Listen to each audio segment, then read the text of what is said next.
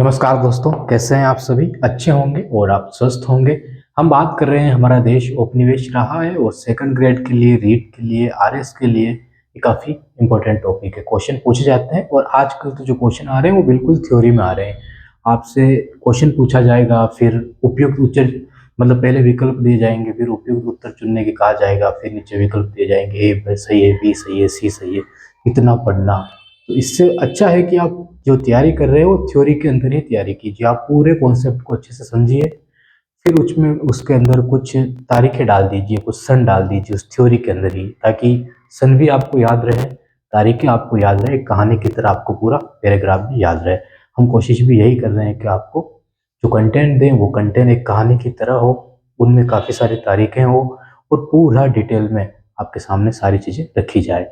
हमने जो हमारी पिछली 4 क्लासें उपनिवेश भारत को लेकर ली है, उन 4 क्लासों में हमने आपको बताया कि अंग्रेजों ने अर्थव्यवस्था के रूप में हमने आपको बताया कि अंग्रेजों ने जैसे भारत पे चढ़ाई करना शुरू किया, तो सबसे पहले उन्होंने एक व्यापार करने की इजाज़त मांगी और उनको मुफ्त में व्यापार करने की इजाज़त दे दी गई थी।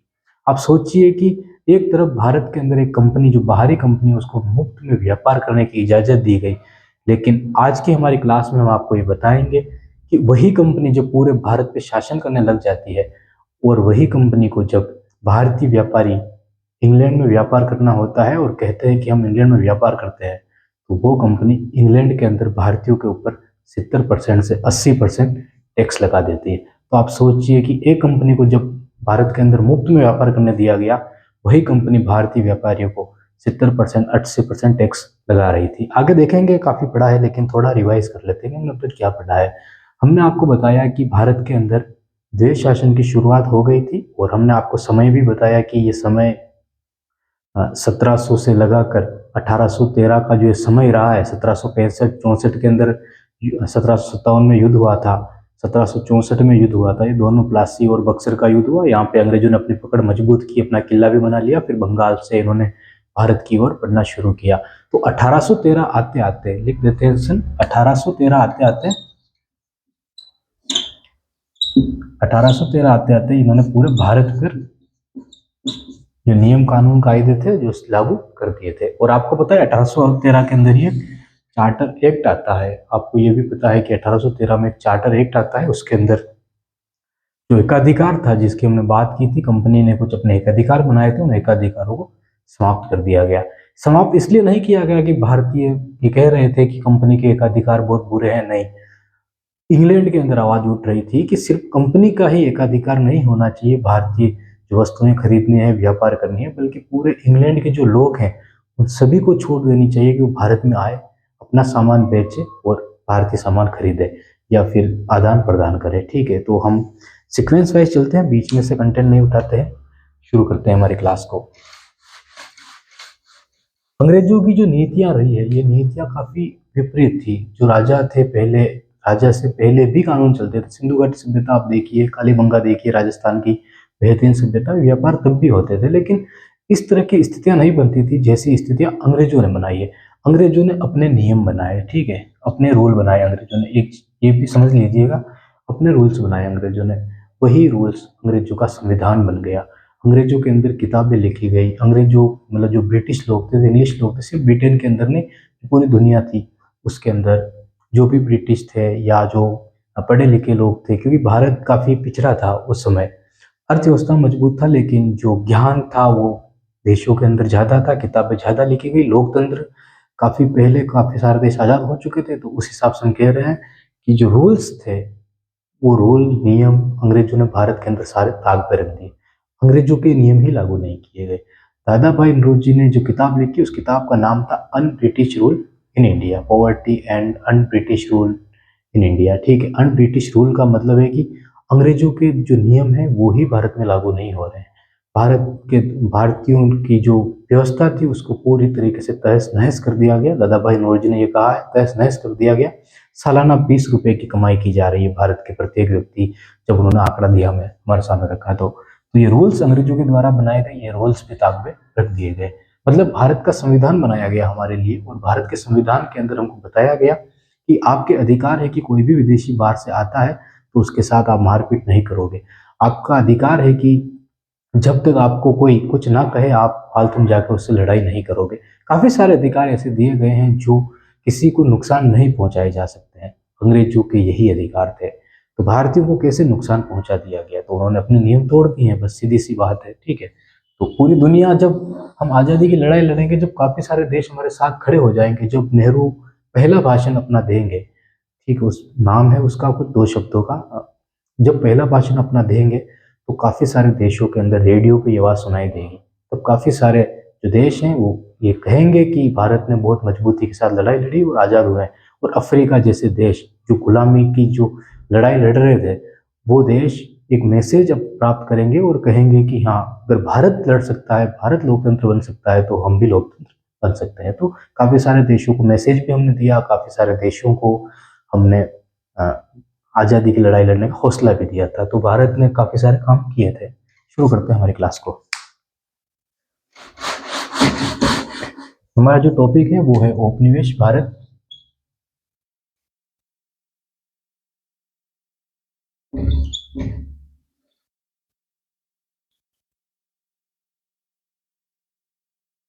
औपनिवेश भारत, और 1813 के अंदर चार्टर एक्ट आया था।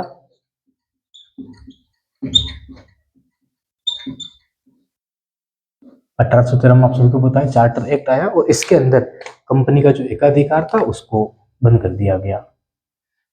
एक पॉइंट है इंपॉर्टेंट, कंपनी का एकाधिकार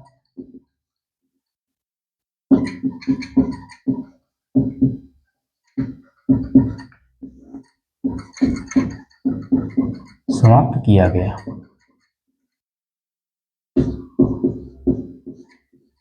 ठीक है, एक पॉइंट समझना है यहाँ पे, कंपनी का एकाधिकार समाप्त किया, हेडिंग है ये।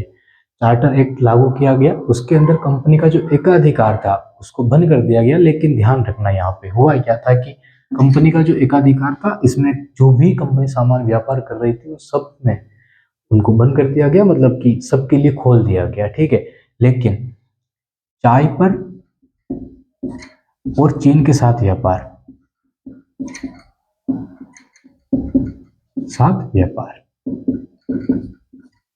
इसको खुला रखा गया, मतलब इसको, इसका एकाधिकार समाप्त नहीं किया गया, बाई कर दिया गया। अब ये क्यों नहीं किया गया, इसको समझना। चाय क्या थी? चाय चाइना के अंदर मिल रही थी, और चाय को पीने, मतलब इंग्लैंड में भेजना जरूरी था। इंग्लैंड के लोग पसंद कर रहे थे, वहाँ के अधिकारी पसंद कर रहे थे, सरकार पसंद कर रही थी। तो इस चाय को एकाधिकार जो कंपनी का था वो नहीं किया गया, और चीन के साथ व्यापार को बंद नहीं किया गया। अगर चीन के साथ व्यापार को बंद कर दिया जाता तो चाय इंग्लैंड नहीं पहुंच पाती। ये हमने पिछली क्लासों में काफी अच्छे से समझ लिया, लेकिन 1 मिनट में समझ लेते हैं। अफीम भारतीय लोगों से उगाई जा रही थी, नमक पे कर लगाया जा रहा था। अफीम चाइना भेजी जा रही थी, चाइना से चाय इंग्लैंड भेजी जा रही थी। अगर चीन के साथ व्यापार बंद कर दिया जाता तो अफीम चीन नहीं पहुंच पाती, और चीन अफीम नहीं पहुंच पाते तो चाय इंग्लैंड नहीं पहुंच पाती। तो इसको आगे बंद कर दिया जाएगा। 1833 के अंदर इस एकाधिकार को भी समाप्त कर दिया जाएगा, चाय पे और चीन के साथ व्यापार को। क्योंकि आपको पता है कि आवाजें उठने लगी थी, 1857 की क्रांति हमारे देश में हुई थी, तो उससे पहले 1833 के अंदर इसको बंद कर दिया जाएगा। तो आप हेडिंग डालिए, उपनिवेश भारत, हमारी क्लासें चल रही है, उसके अंदर 1813 चार्टर एक्ट, कंपनी का एकाधिकार समाप्त किया गया। ठीक है, कब किया गया? इस एक्ट के तहत किया गया 1813 के अंदर। और फिर चाय और के साथ व्यापार को एक इस पे एकाधिकार रखा गया है। तो लिखना कि चाय और चीन के साथ व्यापार को छोड़ के कंपनी की हर एक चीज पे एकाधिकार को समाप्त कर दिया गया। फिर आगे चलते हैं।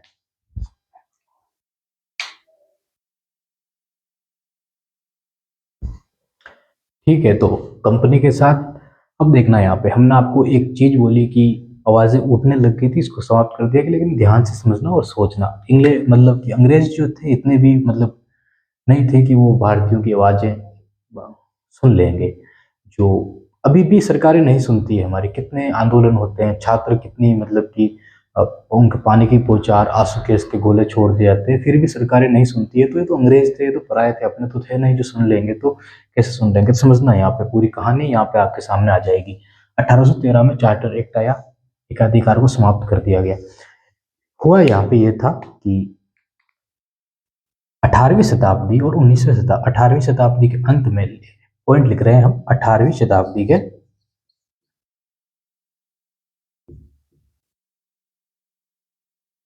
अंत में अंत में, ठीक है, और 19वीं के शुरुआत में।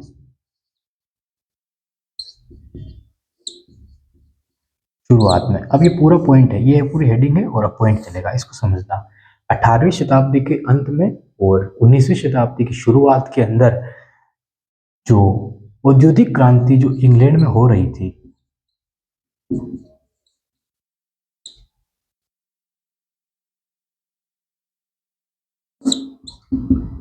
औद्योगिक क्रांति जो इंग्लैंड में हो रही थी, ये क्रांति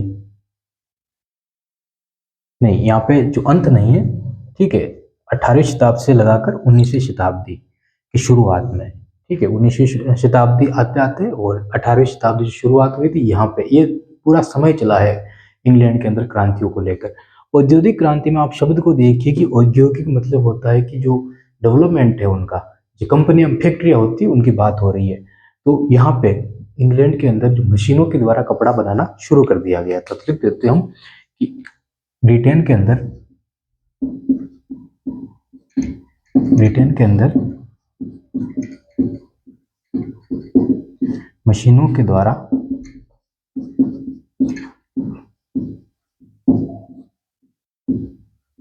तैयार किया जाने लगा।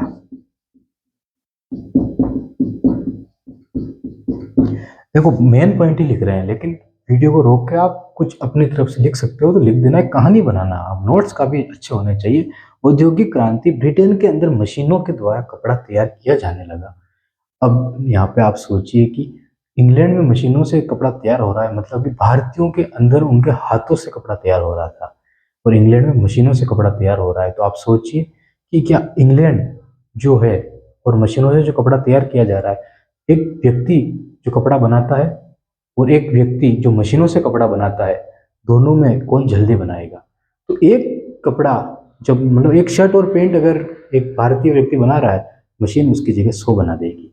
अब इतना सारा बना दिया, तो अब इंग्लैंड को चाहिए, ये पॉइंट आप समझोगे तो आप हिल जाओगे पूरे, अभी जो हम लिखेंगे, इंग्लैंड को चाहिए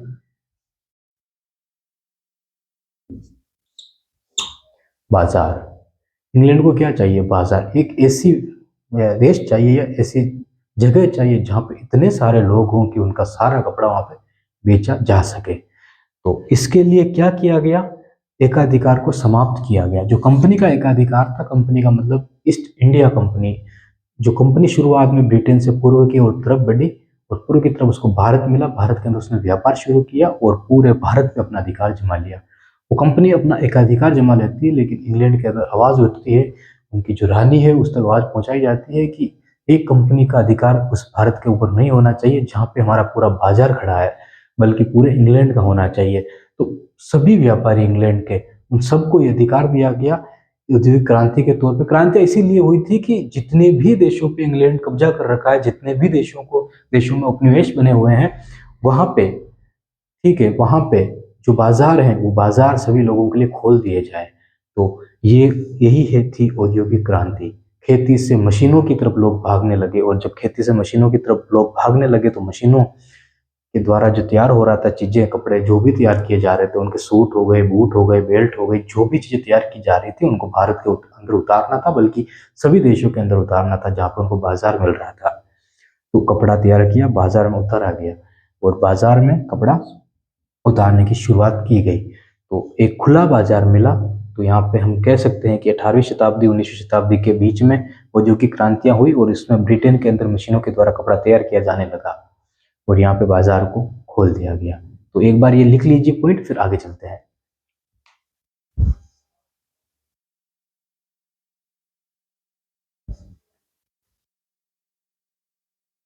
ठीक है, मतलब जल्दी पॉइंट लिख लेना, अब चलते हैं आगे। बाजार जो खोला गया, अब समझना है, यहाँ पे हम थोड़ा मिटा देते हैं ऊपर से, फिर आगे बढ़ते हैं।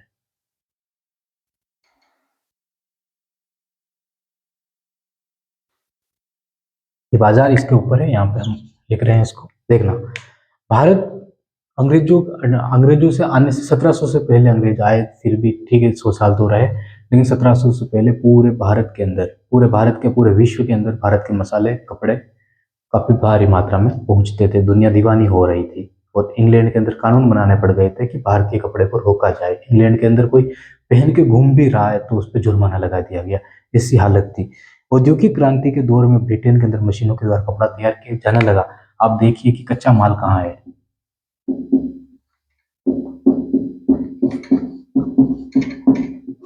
मशीनें कपड़ा तब बनाएगी तब उनको माल मिलेगा। अब इतने सारे कपड़े तैयार हो रहे हैं तो माल कहाँ से लाएंगे? माल के लिए बाजार खड़ा है पूरा, वो है भारत। और जो व्यापारी हैं उन व्यापारियों को तो पहले ही कब्जा कर रखा है। अंग्रेज जो इंग्लिश लोग है, जो है कंपनी, उसने तो पहले ही कब्जा कर रखा है। जो व्यापारी थे उनको पहले ही फिक्स कर लिया जाता था। तो पहले ही इतनी बुरी, आप हमारी पहली क्लास देख सकते हो, उसमें व्यापारी को लेकर उन्होंने बात की है। तो कच्चा माल जो भारत के अंदर था, जो भारत का कच्चा माल था, वो ब्रिटेन में पहुंचाना था इन लोगों को, इसलिए बाजार को खुला छोड़ दिया गया। तो कच्चा माल भारत से कहाँ? भारत से ब्रिटेन।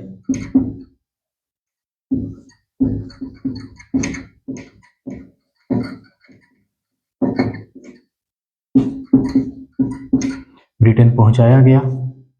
पहली चीज ये, ब्रिटेन का पक्का माल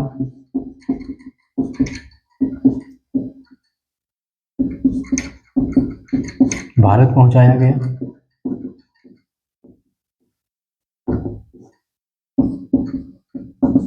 आप देखोगे कि ठीक है, चलो भारत में कच्चा माल जा रहा है तो कच्चे माल के पैसे मिलेंगे, लेकिन कहानी यहाँ पे भी बदलती है। थोड़ा मिटाते हैं, आगे चलते हैं। भारत का पक्का माल तैयार किया गया। ठीक है, भारत का पक्का माल तैयार किया गया। अब समझना यहाँ पे, ये कोई मतलब अच्छा काम नहीं कर रहे हैं। आप यही सोच रहे होगे कच्चा माल ब्रिटेन में जा रहा है तो भारतीयों को पैसे मिल रहे हैं, तो ठीक है, इसमें बुराई क्या है? ब्रिटेन का पक्का माल भारत में आ रहा है तो इसमें बुराई क्या है? भारत में आ रहा है, जा रहा है, आदान प्रदान हो रहा है। भारत में कंपनियां नहीं है, तैयार नहीं कर सकती है, और विदेशी कंपनी है तो अपना अधिकार वो अपने देश में तो पहुंचाएगी सामान को। ठीक है, आगे चलते हैं। यहाँ पे समझ जाओगे आपकी स्थिति क्या है।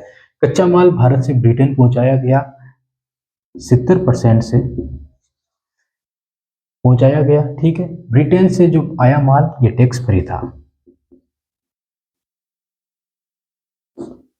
माल क्या था? टैक्स फ्री था। जो पक्का माल बनकर भारत में आया वो माल टैक्स फ्री था। पहली बात तो ये हो गई। ठीक है, पहली बात ये हो गई, समझना इस चीज को। ब्रिटेन का, इसकी हम बात नहीं कर रहे हैं।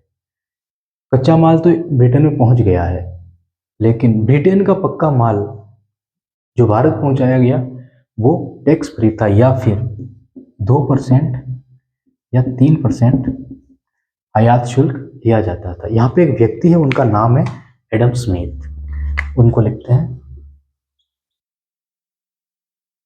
Adam Smith. इन्होंने एक बुक लिखी है, उस बुक का नाम है the wealth of nation. The wealth of nation. और इसी बुक के अंदर इनको फादर ऑफ इकोनॉमिक्स कहा जाता है। लिख देते हैं फादर ऑफ इकोनॉमिक्स।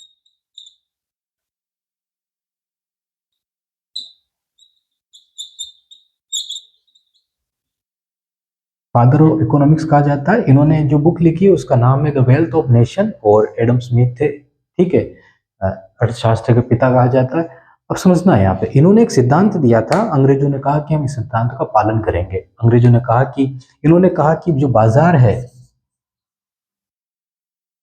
वो खुला बाजार होना चाहिए। सिद्धांत दिया था। सिंपल सा मतलब है कि सरकार कोई भी पैसे ना ले। खुला बाजार मतलब यही है कि सरकार इन प्रतिस्पर्धा जो हो रही है इसको खुली छोड़ दे। जो बेहतर होगा वो सामान बिक जाएगा, जो नहीं बिकेगा वो बेहतर करने की कोशिश करेगा। सरकार क्यों फालतू में आगे बीच में टैक्स ले रही है? तो अंग्रेजों ने कहा कि हम इसका पालन करेंगे। किताब नाम देख लो, एडम स्मिथ। ये किताब उन्हीं लोगों के द्वारा लिखी जो काफी सारी किताबें लिखी गई थी उस दौर में। काफी सारी किताबें लिखी गई उन लोगों के द्वारा। उसमें द वेल्थ ऑफ नेशन, बाजार खुला बाजार होना चाहिए जिसपे कोई सरकार टैक्स ना ले। तो इन्होंने कहा कि 2-3% टैक्स लेंगे हम, ले जाने लाने सामान का जो किराया लगेगा वो लेंगे, बाकी ठीक है टैक्स फ्री होगा। यहाँ पे आपको लगेगा कि एडम स्मिथ की बात इन अंग्रेजों के द्वारा पूरी तरीके से मान ली गई, लेकिन आगे बढ़ते हैं। यहाँ पे आपको थोड़ी, इसको मिटाते हैं फिर आगे चलते हैं।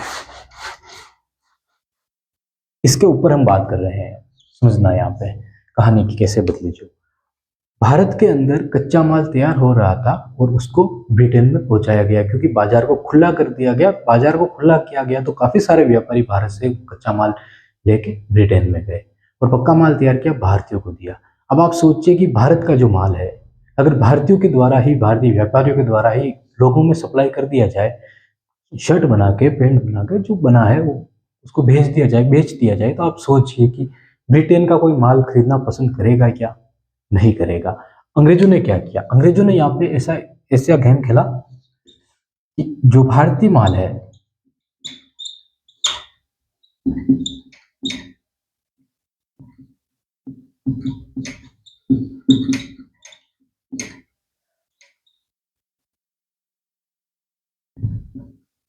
सत्तर परसेंट 80% टैक्स लिया गया। जो माल भारत से ब्रिटेन में पहुंचा, 70% से 80% टैक्स लिया गया। ठीक है, पहली चीज। भारत हाथों से बनाया गया कपड़ा जो है, अब आप सोचिए कि कच्चा माल पे क्या है? कच्चे माल पे तो पहले ही टैक्स लिया जा रहा था। हमने पिछली क्लास में कितनी बात की है कि कोई भी तय हो रहा है तो उसमें पहले इजारादारी प्रथा लागू कर दी गई, स्थायी बंदोबस्त, जो काफी सारी चीजें हैं जो लागू कर दी गई पहले ही। तो लगान के रूप में पहले ही काफी सारी चीजें वसूल ली जा रही, पैसे वसूल लिए जा रहे हैं, उनके पास कुछ नहीं बच रहा है, बल्कि जबरदस्ती फसलें उगवाई जा रही थी। काफी सारी चर्चा हमने कर ली है पीछे। तो कच्चे माल में तो पहले ही खत्म कर दिया है भारत को कच्चा माल। और जो बुनकर थे वो तो भी खेती करने चले जाएंगे, प्रचंड बेरोजगारी भारत के अंदर बढ़ जाएगी, इसको आगे देखेंगे हम। भारतीय माल ब्रिटेन में गया, जो कपड़े थे, पक्का माल जो भारतीयों ने तैयार किया वो ब्रिटेन में गया, उस पर कितना परसेंट टैक्स है? 70% से 80% टैक्स है। ये एडम स्मिथ कहाँ पे चला गया? जब ब्रिटिश लोगों ने भारत के अंदर कपड़ा भेजा, उनका पक्का माल भारत में बेचा, तो कोई टैक्स नहीं लगाया। मतलब कि उसी रेट में कपड़ा भारत में बिके तो कंपनी को उतना ही मुनाफा मिल जाए। लेकिन भारतीय पक्का माल जब इंग्लैंड में गया, उसके ऊपर 70-80% टैक्स है। मतलब समझना यहाँ पे कि मान लो कि भारत के अंदर एक शर्ट तैयार किया गया 100 रुपए में, ठीक है, और इसको जब इंग्लैंड में भेजा गया तो इसके रेट बढ़कर हो गए 170 रुपए या 180 रुपए। 180 रुपए हो गई। हाथ से तैयार किया गया है तो 100 रुपए का शर्ट तैयार हुआ। वही मशीन तैयार करती है तो उसमें 30 रुपए का खर्चा आएगा। ठीक है, यहाँ पे 70% टैक्स लगा तो 170 रुपए रेट हो गई। यहाँ पे मात्र 2% या 3% या फ्री में, बिल्कुल टैक्स फ्री हुआ करता था। तो 30 रुपए का ये कपड़ा भारत के अंदर 30 रुपए में ही बिक जाएगा। तो इसमें कंपनी का जो मुनाफा था ये भी शामिल हो गया। यहाँ पे मान लो कि यही कपड़ा ब्रिटेन में भेजा गया तो 100 रुपए में बिका और टैक्स लगा 180 रुपए में। वहां पे कौन खरीदेगा उस कपड़े को? जबकि 30 रुपए में वहां पे मशीनों का, और शानदार, मशीन के द्वारा कपड़ा तो काफी शानदार बनता है। हाथ से थोड़ी मिस्टेक हो सकती है, मशीनों के द्वारा तो काफी शानदार कपड़ा बनता है। तो मशीनों के द्वारा बनाया गया काफी शानदार कपड़ा 30 रुपए में मिल रहा था, और माल भारतीय था, कच्चा माल भारतीय था। ठीक है, 30 रुपए में मिल रहा था और भारत के अंदर इसको लॉन्च कर दिया गया। तो ब्रिटेन में 30 रुपए में खर्च में जो बना, उसमें उस व्यापारी का मुनाफा भी निकला। उसके बाद भी 30 रुपए में जो यहाँ पे बिक रहा था, वही कपड़ा भारत के अंदर 100 रुपए का था। और जब भारतीयों ने इंग्लैंड में बेचने की कोशिश की तो 170 रुपए रेट हो गई उसकी। और ये कपड़ा इंग्लैंड में भी 30 रुपए का, भारत के अंदर भी 30 रुपए का। तो फिर कहाँ गया ये इनका नैतिक नियम? एडम स्मिथ, जिसकी इन्होंने बात की थी, वो कहाँ चला गया? तो आपके लिए इंपॉर्टेंट है कि एडम स्मिथ की बुक कौन सी थी? The wealth of nation. इसका इनका सिद्धांत था, खुला बाजार का सिद्धांत दिया था इन्होंने। फादर ऑफ इकोनॉमिक्स कहा जाता है। और भारतीय माल ब्रिटेन में गया तो 70% टैक्स लगा दिया गया, लेकिन ब्रिटेन माल जब भारत में आया पक्का माल, तो उस पर कोई टैक्स नहीं था। इसको लिखिए, फिर आगे चलते हैं।